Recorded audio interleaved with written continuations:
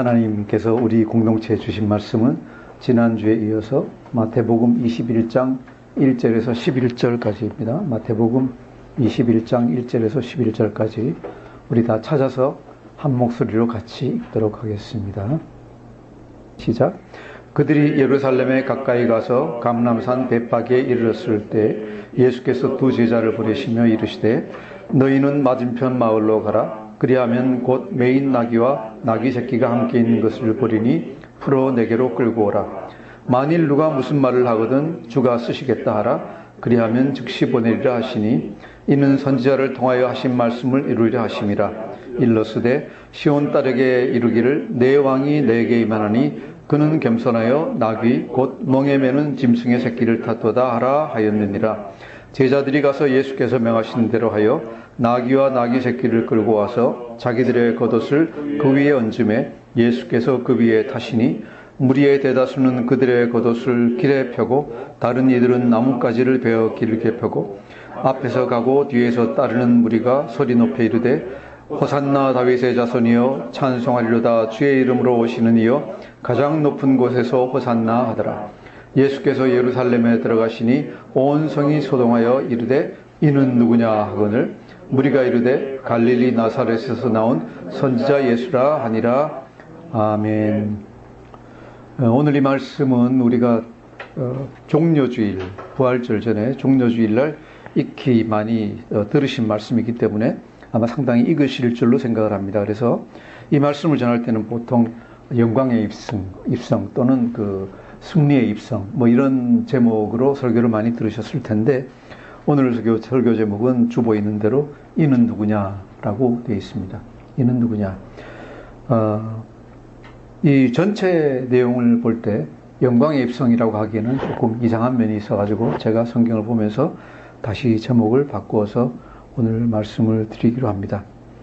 이 말씀을 이해하시기 전에 먼저 봐야 되는 것은 예수님이 예루살렘에 어떻게 오셨는가 하는 걸 갖다가 우리가 먼저 보기를 원합니다. 이 전부터 시작해서 변화산에서 이제 그 가이사랴 빌립보에 있다가 그 다음에 가버나움으로 갔다가 그 다음에 갈릴리를 떠나십니다. 19장 1절 가시면은 예수께서 이 말씀을 마치시고 갈릴리를 떠나 요단강 건너 유대지경에 이르니 라고 되어 있는데 갈릴리를 떠나서 이제 요단강 동편으로 이제 오셨습니다.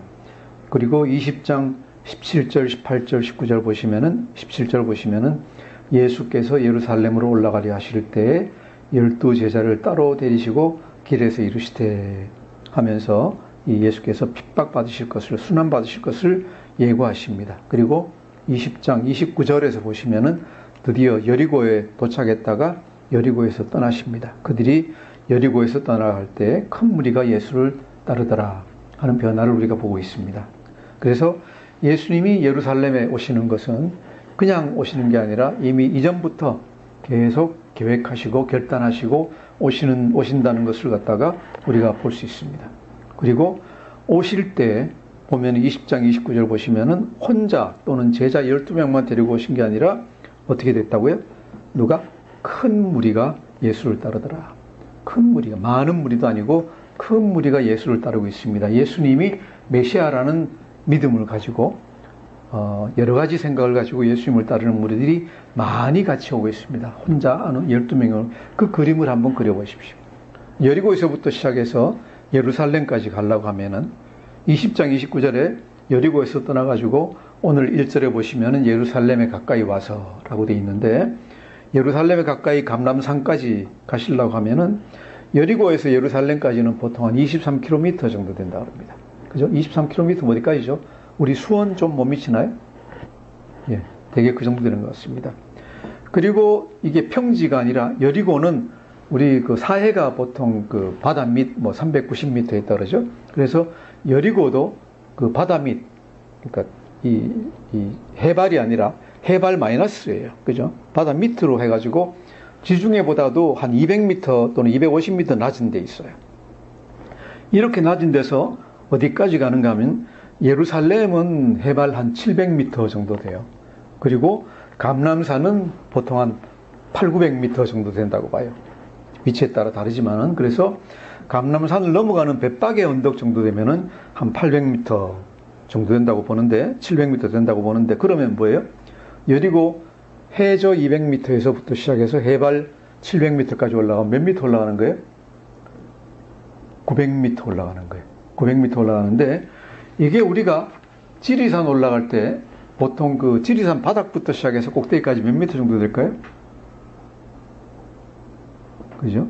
우리 물론 지리산이 해발로 따지면 한 1900, 1800 뭐 얼마 정도 되지만은 그 지리산 밑에, 그죠? 지리산 밑에부터 시작해서 올라가는 거는 8, 900m 안 될 거예요. 그래서 지리산을 갖다 등산하는 걸 갖다 생각하시면 됩니다. 대신 뭐예요? 길이 그렇게 가파르지 않고, 물론 가파르긴 하지만은 23km를 거쳐가지고 900m 올라가니까 그렇게 뭐 아주 깔딱고개 같은 그런 것도 물론 있겠지만은 대부분은 그냥 서서히 계속 올라가는 길이다 하는 것 같다 우리가 알 수 있습니다. 자, 그러더라도 23km를 갖다가 그렇게 올라가려고 하면은 아마 하루 종일 걸리는 길일 겁니다. 하루 종일 걸려서 많은 무리가 올라가고 있습니다.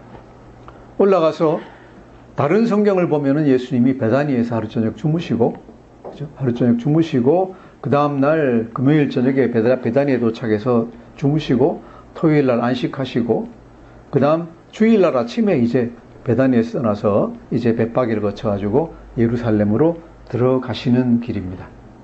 들어가시는 길인데, 벳바기에는 어딘가 하면 감람산 남쪽, 올리브산 남쪽에 있는, 그렇죠? 베다니에서 감람산 남쪽을 거쳐가지고 예루살렘으로 넘어가는 언덕이 있는 길이에요. 그래서 그 벳바기에 이르렀을 때 예수님이 마을로 사람들을 보내십니다.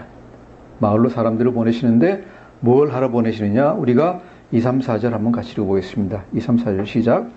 이르시되 너희는 맞은편 마을로 가라. 그리하면 곧 매인 나귀와 나귀 새끼가 함께 있는 것을 보리니 풀어 내게로 끌고 오라. 만일 누가 무슨 말을 하거든 주가 쓰시겠다 하라. 그리하면 즉시 보내리라 하시니 만일 누가 이는 3절까지 같이 보겠습니다. 이제 입성의 준비를 갖다 하고 계십니다. 복음서의 전체에서 보더라도 예수님이 말을 탔다든지 나귀를 탔다든지 하는 얘기가 딴 데 나오나요? 전혀 안 나와요. 안 나오고 예수님이 뭘 타시는 것은 여기에서 비로소 나와요. 자, 그럼 우리가 생각하는 것은 왜 하필 여기서 예수님이 나귀를 타실까? 저 멀리서부터 갈릴리부터 시작해서 예루살렘까지 오시니까 피곤하셨나? 생각하실 수 있는데 그러진 않을 것 같아요. 그죠? 가이사랴 빌립보에서 예루살렘까지 오면은 150km가 넘는 길이에요. 또 그 전날도 20km가 넘는 산길을 갖다 걸어오셨어요.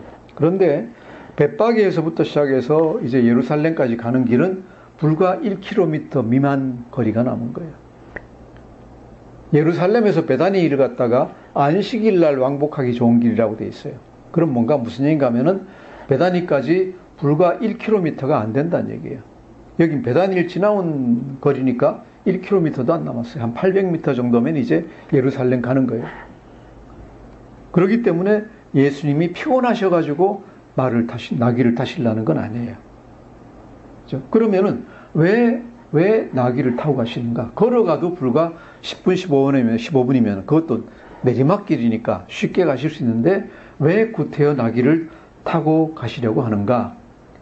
설명이 성경에서는 뭔가 하면은 예언을 이루려 하십니다. 예수님은 아주 사명감과 목적의식이 아주 투철하신 분인 것 같아요. 그래서 예수님 자신이 하나님이시고 구원자이신 거는 알고 계시지만은 다른 사람들에게도 이것을 보여주려고 그러시는 거예요. 왜? 나중에 제자들이 생각하고 나서 예수님이 그래서 그랬구나. 정말로 구약의 성취구나 하는 걸 갖다가 알게 하시려고, 깨닫게 하시려고 하나하나 다 성경에 맞춰가지고 행동을 하세요. 그래서 우리도 이런 목적의식이 있었으면 좋겠어요. 뭔가를 할 때 그냥 하는 게 아니라 전후 좌우를 죄보고 내가 왜 이 일을 하나? 내 목적이 이것이라고 하면은 어떤 일을 해야 될까라는 걸 생각하면서 해야지 매일같이 그냥 손에 닿는다고 해가지고 이것저것 다 해가지고는 시간을 갖다 낭비하는 것이 된다라고 생각을 합니다. 자, 그러면 예수님은 어떤 예언을 성취하시려고 하셨느냐? 우리 4절, 5절 읽겠습니다. 시작. 이는 선지자를 통하여 하신 말씀을 이루려 하심이라. 일러스되 시온 딸에게 이르기를 내 왕이 내게 임하나니 그는 겸손하여 나귀 곧 멍에 미는 짐승의 새끼를 같았도다 하라 했느니라. 아멘. 이 말씀은 스가랴서, 우리 구약 예언서 스가랴서 9장 9절에 나오는 말씀이에요. 제가 한번 읽어볼게요. 시온에 따라 크게 기뻐할지어다. 예루살렘에 따라 즐거이 부를지어다. 보라, 내 왕이 내게 임하시나니 그는 공의로우시며 구원을 베푸시며 겸손하여서 나귀를 타시나니 나귀의 작은 것 곧 나귀 새끼니라. 그죠? 그대로 인용이 된 거죠. 나귀의 작은 것 곧 나귀의 새끼니라. 이 스가랴서 9장 9절 나중에 한번 찾아보세요.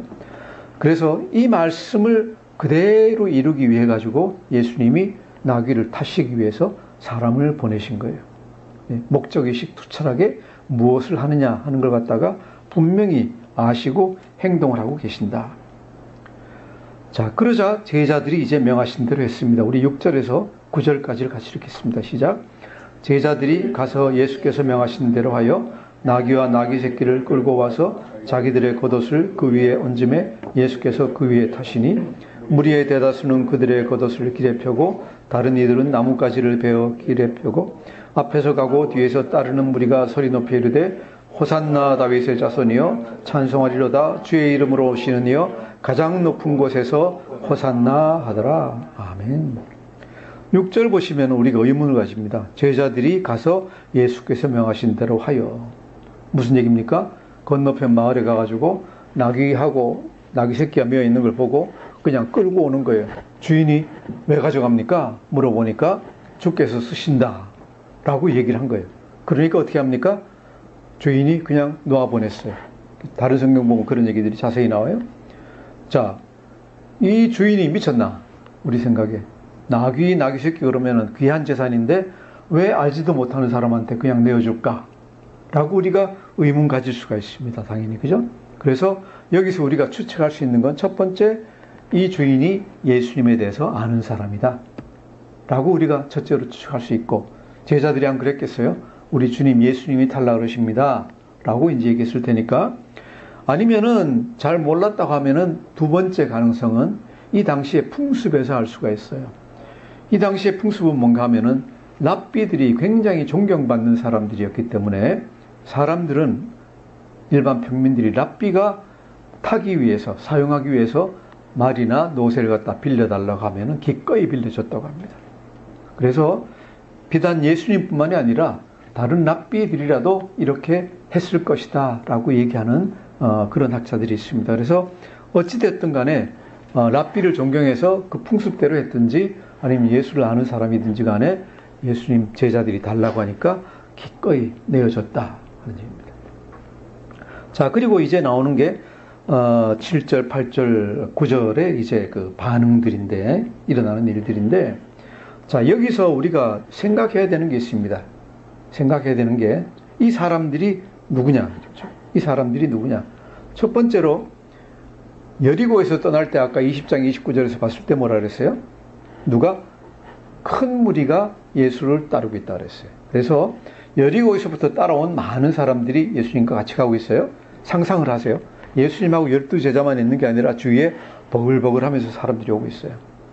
또 베다니에 머물렀을 때 요한복음 12장 보면은 유대인의 큰 무리가 예수께서 베다니에 계신 줄 알고 베다니로 찾아왔어요. 왜?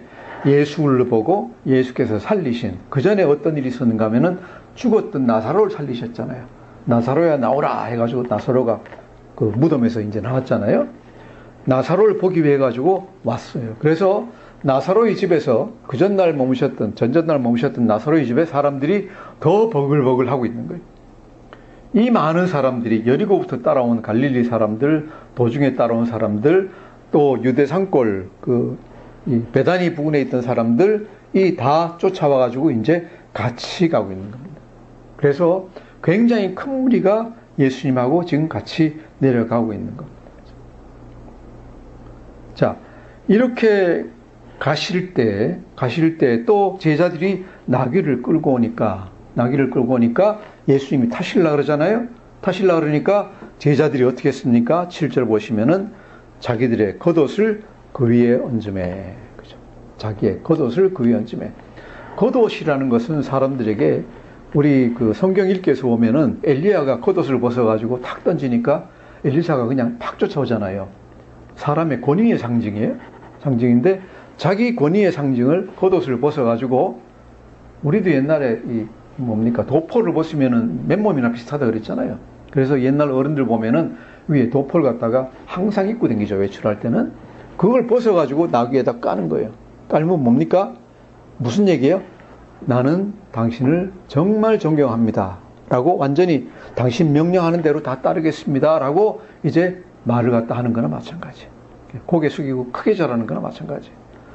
자, 이렇게 하니까 그 위에서 나귀 위에 깔고 예수님이 그 위에 타시니까 보고 있던 다른 많은 사람들이 8절 뭐라 그랬습니까? 무리의 대다수는 따르고 있던 사람들의 대부분이 그들의 겉옷을 길에 펴고 전부 다 벗어가지고 쭉 가는 거예요. 그때도 흰 옷이었겠지만은 그냥 정말로 차일 치듯이 바닥에다가 쫙 깔아내는 거예요. 깔아내고 또 다른 이들은 그죠? 대다수 말고 다른 이들 또 이 둘도 두 일을 한꺼번에 했을 수도 있어요. 다른 이들은 나뭇가지를 베어 길에 펴고 나뭇가지 요한복음 보면은 어떤 나뭇가지입니까? 종려나뭇가지를 그죠? 종려나뭇가지를 베어서 길에 다 깔았어요. 한번 상상해 보세요. 길에 감람산 이 언덕에서부터 시작해서 예루살렘 기드론 골짜기까지 쭉 내려가는데 흰 옷 깔려 있고 그 다음 종려나무까지 깔려 있고 쫙 깔려 있어요. 뭐 같아요? 요새 생각하면 뭡니까? 요새 스타들이 어디 가면 뭘 깔아줍니까? 레드카펫. 그죠? 대통령이나 누가 가더라도 비행기 탈 때도 레드카펫이 쫙 깔리잖아요. 레드카펫. 네. 레드카펫 대신에 옷으로 흰 카펫, 초록색 카펫이 쫙 깔려 있는 거예요. 쫙 깔려. 얼마나 참 멋있고 대단합니까? 그죠? 이렇게 해놓고 사람들이 앞에서 가고 뒤에서 따르는 무리가. 네. 앞에 무리는 어떤 무리들입니까? 요한복음 보면은 예루살렘 성에서부터 나와서 예수님을 마중하는 무리가 있었다 그래요.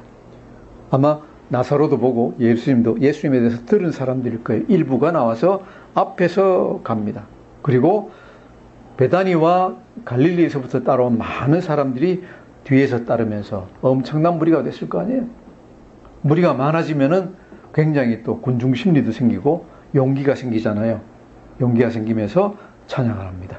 호산나 다윗의 자손이여 찬송하리로다 주의 이름으로 오시는 이여 가장 높은 곳에서 호산나. 엄청난 찬양을 갖다가 하고 있습니다. 엄청난 찬양.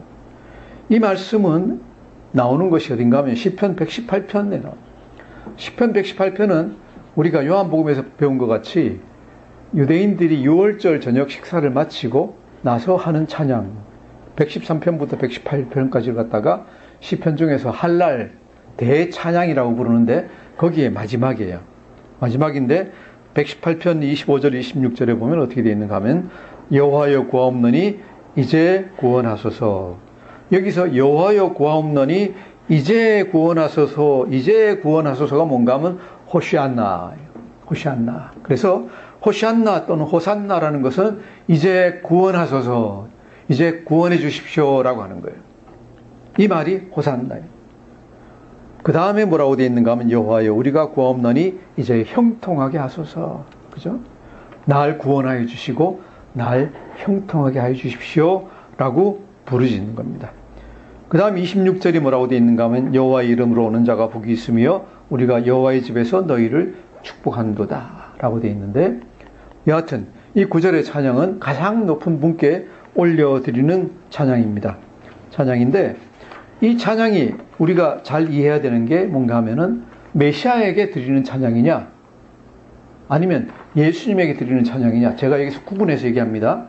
메시아는 누굽니까? 유대인들이 생각할 때는 권력을 잡는 사람이에요. 무력으로 아니면 힘으로 어떤 기적적인 힘으로 적을 쓰러뜨리고 이 세상에서 이 이스라엘을 갖다가 큰 나라로 강력한 나라로 만들어주는 것이 메시아가 하는 일이에요. 이게 유대인들이 기대했던 메시아예요. 이 찬양을 갖다가 9절에서 하는 찬송하리로다 주의 이름으로 오시는 이여 가장 높은 곳에서 호산나 하는 얘기를 갖다가 언제 했느냐? 이전에 예수님 오시기 전에 언제 했는가 하면은 BC 164년에 예수님 오시기 한 200년 전에 유다 마카베라는 사람이 있었어요. 이 이스라엘이 유대가 어딥니까? 저쪽에 그리스 제국, 그리스의 큰 나라 이 헬라 제국에 점령당해가지고 굉장히 핍박을 받고 있었어요. 그래서 그 사람들이 유대인 믿음을 갖다가 아주 모독하려고 성전에서 돼지 피를 잡고 돼지를 잡고 돼지 제사를 드리고 뭐 이런 식으로 해가지고 유대인을 갖다 완전히 말살하려는 사람들이었어요. 이 사람들을 유다 마카베가 무찌르고 예루살렘으로 개선할 때 예루살렘에서 불렀던 찬양이라고 그래요. 그래서 이 유대 사람들이 이 찬양을 한 이유가 뭔가? 예수님을 어떻게 알고 이 찬양을 했을까? 예수님도 유다 마카베하고 같이 외세를 물리치고 로마 제국을 물리치고 마카베 제국이 물리친 것 같이 물리치고 새로운 예수님의 나라를 만들 것이다 라는 기대에서 지금 이 찬양을 하고 이렇게 소리치고 있는 거예요. 왜? 유다 마카베도 그때 와서 유대를 갖다가 다시 독립시켜서 BC 160년부터 시작해서 BC 60년까지 100년 정도 나라를 갖다가 독립국으로 유지했어요. 로마 제국에 점령당할 때까지. 그래서 백성들의 기대는 뭐였습니까? 찬양하는 사람들이 갈릴리에서부터 따라온 사람들, 베다니에서 따라온 사람들, 예루살렘에서 나온 사람들 다 기대하는 건 뭐였습니까? 예수님이 이제 창칼인지 번개를 내리치든지 천둥을 내리치는지 모르지만 여하튼 나쁜 로마 사람들 다 멸절시켜버리고 유대를 독립시키겠다. 그때 가면 나도 한 자리 주십시오. 그죠? 요새 우리가 코드 인사라는 말 듣잖아요. 예수님이 이제 왕좌에 오르시면은 신하들을 다 임명할 텐데 누구 가운데서 임명할까요? 예수님 따르던 군중 중에서 임명한다. 이게 이제 코드 인사죠. 그것을 기대하고 이제 따라가고 있는 거예요. 자, 보십시오. 예수님은 뭐라 그러셨어요? 예수님은 내가 이제 예루살렘에 올라가는데 어떻게 된다고요? 예, 제사장들에게 넘겨져서, 그죠? 희롱당하고 핍박당하고 이방인들에게 또한 넘겨져서 죽고 십자가에서 죽고 사흘 만에 부활한다고 분명히 얘기를 하셨어요. 얘기를 하시고 예수님은 이 마음을 가지고 예루살렘으로 지금 들어가고 계시는 겁니다. 어디로 들어가고 있는 거예요? 인간으로 치면 죽을 자리로 들어가고 계신 거예요. 죽을 자리로 들어가고 계시는 거예요. 뭘 위해서? 우리를 구원하시기 위해서. 그런데 사람들은 예수님을 이해하고 있습니까? 전혀 이해하지 못하고 있어요. 부르는 찬양이 때마침 결국은 영적으로 맞는 찬양이 됐지만은 이 사람들이 부르는 의도는, 찬송하는 의도는 예수님의 생각과는 전혀 달라요. 전혀 달라요. 어디서 볼 수 있느냐? 한번 상상을 해보세요. 자, 왕이 입성을 하는데 왕이 입성하려면 뭐 타고 가야 돼요? 승리한 왕이 개선을 갖다 하고 있는데 뭐 타고 갑니까? 뭐 타고 가야 되겠습니까? 전차를 타고 가든지, 안 그러면 적어도 우리 말하는 백마 타고 가든지, 큰 말, 높은 말을 타고 가야지. 지금 뭘 타셨어요? 나귀도 아니고 나귀 새끼, 아주 어린 나귀 타고 갑니다. 나귀는 탈 때 어떻게 탑니까? 물론 양쪽으로 탈 수도 있지만 한쪽으로 탈 수도 있어요. 그냥 타고 나면은 다리가 긴 사람은 다리가 발에 끌릴까 말까, 발이 할 정도로 낮아요. 이게 무슨 권위가 있어 보입니까? 전혀 아무 권위가 없어요. 참 어떻게 보면 우스운 모습이에요. 사람들은 다 왕이 오신다 그러는데 나귀 타고 따박따박 가고 있어요. 우리 역사서들 보면은 왕이 나귀 탔다는 얘기는 딱 한 군데 나와요. 언제 나오느냐? 우리가 봤지만 사무엘하 보면은 다윗이 아들 압살롬한테 쫓겨가지고 도망갈 때 언덕을 갔다 올라가는데, 그죠? 누가 하나 와가지고 나귀에다 떡하고 이제 물하고 씻고 와가지고 떡은 드시고 나귀는 왕이 타십시오. 그러고 데리고 오는 거예요. 이게 왕이 나귀를 탔던 유일한 기록이에요. 그 이후로는 왕이 나귀 탔다는 얘기 나온 적이 한 번도 없어요. 전부 다 말을 탔든 수레, 전차를 탔든 하지. 그래서 여기서 우리가 볼 수 있는 것, 예수님이 보여주시는 것은 뭔가 하면은 예수님이 유대 사람들이, 그 당시 사람들이 원하던 그런 나라를 이루기 위해서 오셨느냐? 아니다. 아니다. 예수님은 어떤 전투를 하러 오셨느냐? 전투하러 오신 건 맞아요. 전투하려고 예루살렘 들어가시는데 이기는 전투하러 오신 게 아니라 지는 전투를 하러 오신 거예요. 인간이 보기에는 지는 전투를 하러 오신 거예요. 뭐예요? 와서 죽으시는 거예요. 그 전에, 죽으시기 전에 물론 전투를 갖다 하세요. 예수님이 원하시는 걸 보여주세요. 뭘 하십니까? 그 다음에 보시면은 성전 청소하시는 것. 그죠? 열매 맺지 못하는 무화과나무를 갖다가 꾸짖는 것. 그죠? 종말에 대해서 가르치고 지도자들, 서기관과 바리새인들이요. 외식하는 서기관, 바리새인들이 화 있을진저 그러고 저주하시는 것. 그죠? 다 하셨지만은 결국은 뭐예요? 잡혀서 죽으셨다. 결국은 잡혀서 죽으셨다. 이 일을 위해서 예수님이 들어가고 계시는 거예요. 그래서 예수님이, 사람들이 예수님을 이해하지 못하고 있는 상태에서 예수님을 모시고 떠들면서 크게 소리 지르면서 들어가고 있습니다. 제 생각에는 예수님 마음은 참담했을 것 같습니다. 제자들이 정말로 예수님의 뜻을 알았다면 정말 조용히 거룩하게 들어갔을 것 같은데, 호산나 다윗의 자손이여 우리를 구원하소서 그러고 들어가는데 보니까 영적으로 구원해달라는 얘기가 아니라 육적으로 구원해달라는 얘기를 하면서 들어가고 있습니다. 오늘날에도 아마 우리 하는 걸 보면서 예수님이 하늘에서 참담한 마음을 가지고 계실 수도 있다라고 저는 생각을 해요. 왜 그렇습니까? 예수님은 이 세상에 무엇하러 오셨습니까? 우리의 생명을 구원하시라고 오셨어요. 우리에게 영생을 주시려고 오셨어요. 그런데 수많은 모임에서 호산나 다윗의 자손이여 하면서 구하는 게 뭡니까?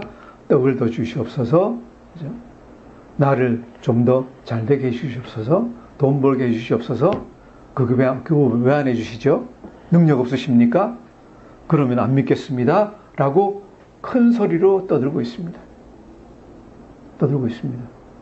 이때 예수님이 마음이 참담하셨을 것 같이 지금도 참담하실 것 같아요. 우리가 예수님이 뭘 원하시는지, 왜 오셨는지를 갖다가 완전히 확 구부려가지고 이상한 예수님을 갖다가 믿고 있는 거예요. 그리고 또 믿지 않는 자들은 어떻게 하고 있습니까? 우리가 그 당시에 예루살렘 시민들, 일반 시민들이 어떻게 반응했는가? 10절, 11절 같이 읽어보겠습니다. 시작. 예수께서 예루살렘에 들어가시니 온 성이 소동하여 이르되 이는 누구냐 하거늘 무리가 이르되 갈릴리 나사렛에서 나온 선지자 예수라 하니라. 예수께서 예루살렘에 들어가시니 온 성이 소동하여 이르되, 온 성이 소동하여. 우리 마태복음 처음 시작하실 때 이 말씀이 기억나실 겁니다. 언제입니까?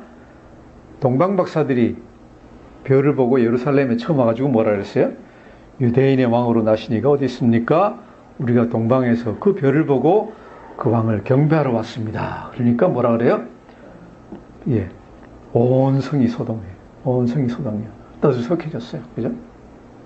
그때는 동방박사들 말 듣고 이제 시끄러워졌는데, 이제는 뭐예요? 큰 무리가 호산나 그러면서 오니까 이게 누구냐 그러면서 온 성이 소동을 하는 거예요. 그리고 하는 질문이 뭐예요? 이는 누구냐? 이 사람이 도대체 누구지? 자, 이 사람들은 모릅니다. 예수님을 전혀 모르고 이는 누구냐 그러는데, 그 다음에 또 답은 뭡니까? 갈릴리 나사렛에서 나온 선지자 예수라. 이 대답하는 무리가 누구예요? 갈릴리에서 따라온 사람들, 예수의 제자들, 베다니에서 따라온 사람들, 죽은 나사로를 살린 것을 본 사람들, 다 이 사람들이에요. 이 사람들이 하는 대답이 뭐예요? 갈릴리 나사렛에서 나온 누구? 선지자 예수. 선지자 예수예요. 메시아도 아니에요. 선지자 예수예요. 제대로 알고 있는 겁니까? 모르고 있는 겁니까? 전혀 모르는 거예요. 자, 이렇게 보면은 두 무리 전부 다 예수님을 따르던 큰 무리, 뒤에 따라오던 무리들, 앞서가던 무리들, 또 예루살렘 성 안에 있던 무리들, 이 무리들이 전부 다 예수님의 아이덴티티, 누구신지를 갖다가 전혀 모르고 있어요. 전혀 모르고 있어요.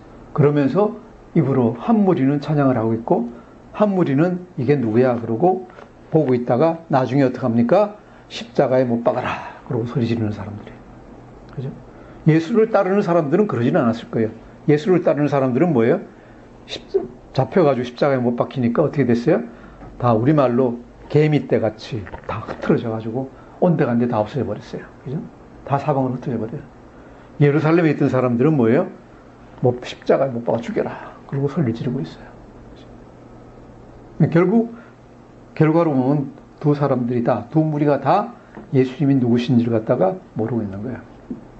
그렇게 위대한 일을, 그렇게 역사적으로 없었던 그런 일을 하러 오신 예수님에 대해서 3년 동안 가르친 제자들이나 아니면 예수님이 누구신지 기적같이 이런 걸 많이 본 사람들이나 본 사람들이 전부 다 누군지를 모르고 예수님에 대해서 얘기하고 있는 거예요. 그래서 예수님이 십자가 골고다 언덕까지 그냥 가시는 거예요. 자, 우리가 이 말씀을 들어보면서 이 사람들을 비난합니다.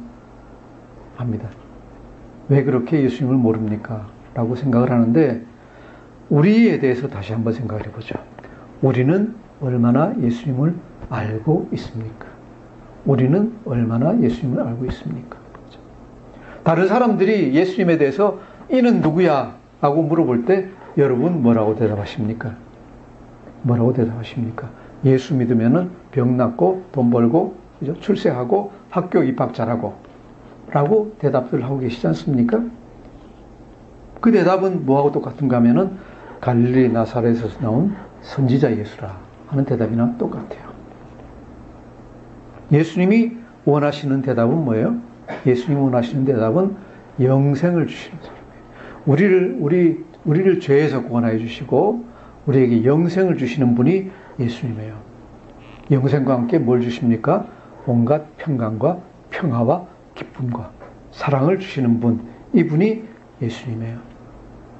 이 당시에 오늘 말씀에서 보는 유대 사람들이 예수님을 몰랐던 것 같이 제가 두려운 것은 우리도 예수님을 모르고 있는 게 아닌가. 우리도 예수님을 잘 모르지 않는가라고 저는 생각을 합니다. 그렇지만은 예수님은 그럼에도 불구하고 계속 우리를 부르고 계십니다. 손 벌리고 팔 벌리고 우리를 부르고 계십니까? 뭐라고 얘기하십니까? 수고하고 무거운 짐진 자들아 다 내게로 오라. 내가 너희를 어떻게 쉬게 하리라. 내가 너희를 쉬게 하리라. 어떻게 쉬게 하십니까? 지은 죄 다 용서해 주시고 정말로 깨끗하게 도말해 주시고 다 없애 주시고 우리에게 영생을 주시고 성령을 주셔서 항상 기쁨 가운데 평강 가운데 살아갈 수 있도록 하는 것이 우리를 쉬게 하시는 겁니다. 그리고 나 개인뿐만이 아니라 주 예수를 믿으면은 어떻게 된다고요? 너와 내 집이 구원을 받으리라 라고 했습니다. 인생을 설계하면서 가장 중요한 게 뭡니까? 집안이 화목하고 화평하게 되고 자녀가 번성하고 하는 것이 우리가 제일 원하는 것입니다. 무엇으로 그것을 이룰 수 있습니까? 돈 많이 벌면 됩니까? 돈 많이 버니까 자손들이 싸우더라고요. 그죠? 출세하면 됩니까? 까딱 잘못하면은 집안 망신해가지고 폐가 망신할 수도 있어요. 가장 좋은 건 뭐예요? 돈 좀 적게 벌고 출세 좀 덜 해도 좋으니까 제일 좋은 건 뭐예요? 각자의 성품이 훌륭해지고 예수님 믿어가지고 구원받은 사람들, 평강을 이루는 사람들, 이 사람들이 제일 잘 되는 사람들이라고 저는 믿어요. 이것을 위해서 필요한 게 무엇인가? 예수를 잘 아는 거예요. 예수를 잘 아는 거예요. 예수님이 주신 구원이 무엇인지를 잘 아는 거예요. 오늘 말씀부터 시작해가지고 우리가 마태복음 28장까지 주일부터 시작해서 주일까지 가는 마지막 예수님의 일주일 기간의 그 발걸음을 갖다가 얘기하고 있습니다. 원하건대 예수님이 걸으신 일주일간의 발자취를 우리가 같이 밟으면서 그의 구원에 대해서 좀 더 잘 알고 감사함으로 예수님께 가까이 더 나아가서 구원과 평안을 얻는 우리 모두가 되기를 주님의 이름으로 축원합니다. 기도하겠습니다. 참 좋으신 하나님 감사합니다. 그렇습니다. 우리가 정말로 모든 것을 다 오해하고 우리 자신의 생각대로 예수님을 생각하고 있지만은 예수님께서는 오늘 이 시간에도 내게로 오라 내가 너희를 쉬게 하리라 라고 초청하고 계시는 것 우리가 잊지 않게 하옵소서. 우리가 어떤 문제를 가지고 있든지 어떤 마음의 불안을 가지고 있든지 우리가 내 마음에 어떤 죄책을 가지고 있든지 예수님 앞으로 가면은 예수 믿으면은 깨끗하게 다 씻어주는 줄 우리가 믿습니다. 예수님 이제 우리를 구원하여 주시고 우리를 건져 주시옵소서. 감사하며 예수님 이름으로 기도드립니다. 아멘.